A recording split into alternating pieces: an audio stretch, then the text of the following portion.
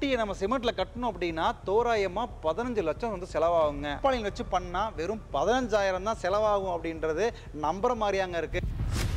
So இதே sheet கம்பெனியில் எப்போவுமே தொங்க விட்டுருப்போம். ஸோ இதை வந்து ஓப்பன் சேலஞ்சாகவே வச்சுருக்கோம். ஸோ இது யார் வேணாலும் வந்து இதை வந்து கிழிச்சிட்டிங்க அப்படின்னா எம்டிஎம்ல தார்பாலின் வாங்கினா ரெயின் கோட் ஃப்ரீன்னு சொன்னாங்க. அதாங்க வாங்கிட்டு போயிட்டு. இது ரெயின் கோட்டா சார்? கொஞ்சம் தள்ளுங்க சார். இன்னைக்கு தார்பாயை வச்சு லான்ச் பண்ணலான்னு சொல்லிட்டீங்க. நம்ம கம்பெனியே வந்து ஒரு இன்ஜினியரிங் பேஸ்டான ஒரு கம்பெனி. ஏன் ஒரு தார்பாயை போய் லான்ச் பண்ணணும்? இந்த தார்பாலினை போய் அப்படின்னு சொல்லிட்டு ரொம்ப அலட்சியமா பார்க்கறது தான் பிரச்சனை. இப்போ எல்லாத்த லைஃப்லையும் இந்த தார்பாலின் அத்தியாவசியமா மாறிட்டு வருது. சார் அத்தியாவசியமான ஒன்றுன்னு சொல்றீங்க, அப்படி இந்த தார்பாயில என்னதான் இருக்கு? இந்த தார்பாலினை பொறுத்தளவுக்கு அவங்களுக்கு தேவை, இவங்களுக்கு தேவை இல்லைங்க, ஒட்டுமொத்த எல்லாத்துக்குமே தேவை அப்படின்றது தான் மறுக்கப்படாத உண்மை. யாரா வேணா இருக்கட்டும், ஒரு விவசாயமா இருக்கட்டும், விவசாய சார்ந்த பண்ணை தொழிலாக இருக்கட்டும், ஒரு கன்ஸ்ட்ரக்ஷன் கம்பெனியாக இருக்கட்டும், ஒரு இண்டஸ்ட்ரியாக இருக்கட்டும், இல்லை அவ்வளவு ஏன் பேரிடர் மேலாண்மை கூட நம்ம ரீசனாக நடந்த வயநாடு சம்பவம், திருவண்ணாமலை, இல்லை சென்னை எல்லாமே பார்த்தீங்க அப்படின்னா அந்த டெம்பரரி கேம்புக்கு கூட நம்ம தார்பாலின் தான் யூஸ் பண்ணுறாங்க. அவ்வளோ ஏன் உங்கள் டூ வீலர் இருக்கா, அந்த டூ வீலருக்கு ஒரு கவர் யூஸ் பண்ணுறீங்களா, அது கூட தார்பாலின் தான்.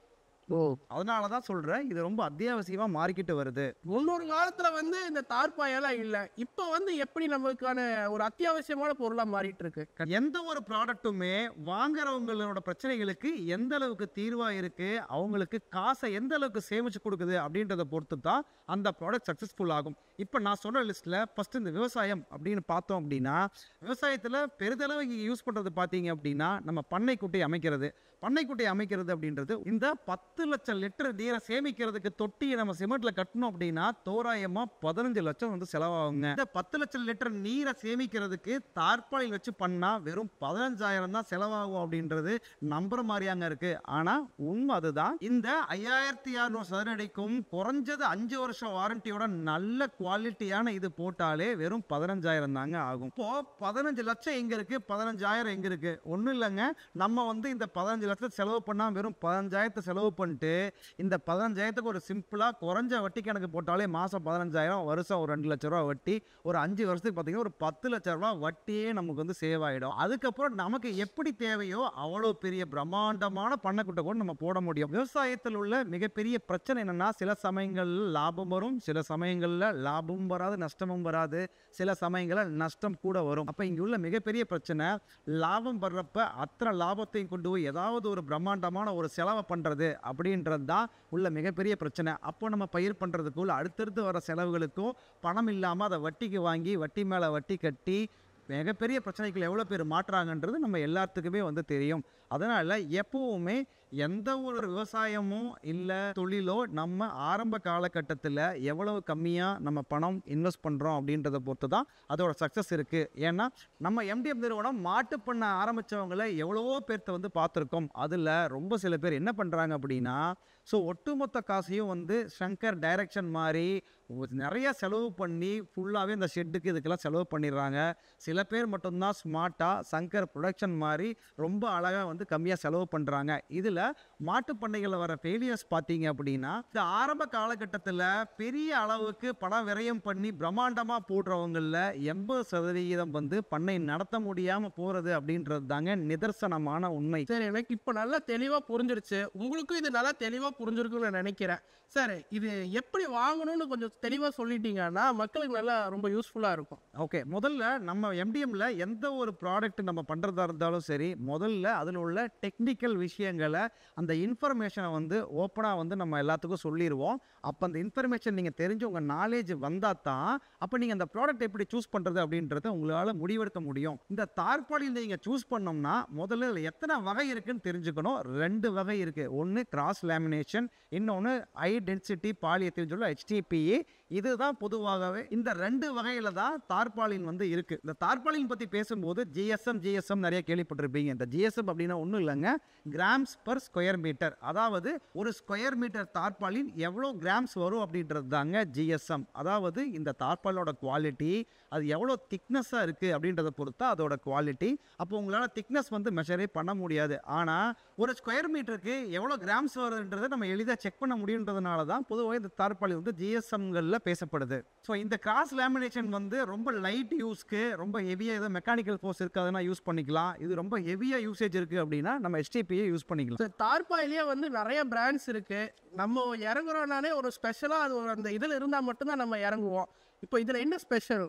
கண்டிப்பாக இப்போ இது வந்து வெயில வந்து அதிகமாக யூஸ் பண்ணலான்னு நான் சொன்னேன். பொதுவாகவே வந்து மற்ற நிறுவனங்களில் இருக்கிற இந்த கிராஸ் லேமினேஷனில் வந்து 2-3% யூவி ப்ரொடெக்ஷன் வந்து கொடுத்துருப்பாங்க. நம்ம மட்டும்தான் 8% யூவி ப்ரொடெக்ஷன் வந்து கொடுத்துருக்கோம். பொதுவாகவே நீங்கள் வந்து இந்த சன்லைட்டில் வந்து பாதிப்பே கிடையாது. இந்த யூவினால தான் அத்தனை பாதிப்புமே. இந்த வெப்பமயமாக்குதலில் உள்ள பெரிய பிரச்சனையே இந்த யூவி ரேஸு அளவு கடந்து நம்ம பூமிக்கு வர்றதான்றது எல்லாத்துக்குமே தெரியும். அதனால தான் இந்த யூவி ரேஸை வந்து நம்ம ப்ரொடெக்ட் பண்ணிட்டாலே இதோட லைஃப்பும் அதிகமாக வந்துடும். இதை நம்பி தான் கீழே ஒரு மெட்டீரியல்லாம் ரொம்ப விலை அதிகமான மெட்டீரியல்லாம் போட்டு வச்சுருக்கீங்க இல்லையா, அதையும் நம்ம வந்து காப்பாற்றிக்க முடியும். அதனால் நீங்கள் பொதுவாகவே இந்த மெட்டீரியல் கேட்கும்போது யூவி ப்ரொடெக்ஷன் எவ்வளோ % அப்படின்னு கேட்டு வாங்குறது தான் வந்து பெட்டராக வரும். Super sir.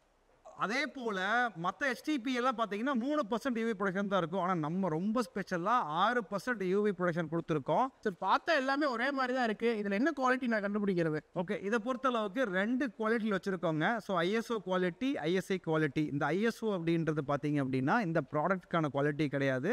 இந்த ISO ஒரு நிறுவனத்துக்கு என்னென்னலாம் குவாலிட்டி ப்ராசஸோ இல்லை ஜென்ரலான ப்ராசஸ்க்கு கொடுக்கப்படுற தரச்சான்றிதழை ஒழிய ப்ராடக்ட்டுக்கு கொடுக்கப்படுற தரச்சான்றிதழ் கிடையாது.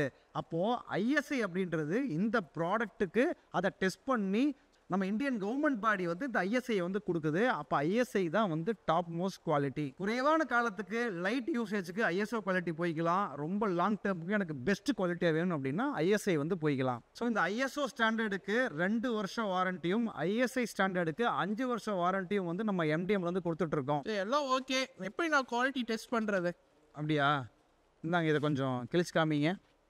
இது என்ன பிரமாதம், ஈஸியாக கிழிச்சிருவாங்க சார்.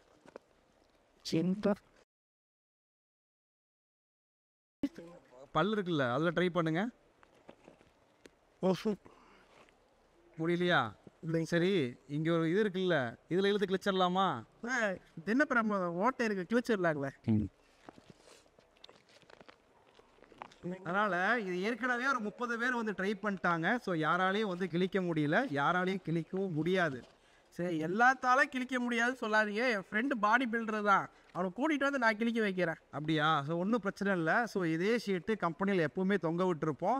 ஸோ இதை வந்து ஓப்பன் சேலஞ்சாகவே வச்சுருக்கோம். ஸோ இது யார் வேணாலும் வந்து இதை வந்து கிழிச்சிட்டிங்க அப்படின்னா கண்டிப்பாக உங்களுக்கு ஸ்பெஷல் கிஃப்ட் உண்டு.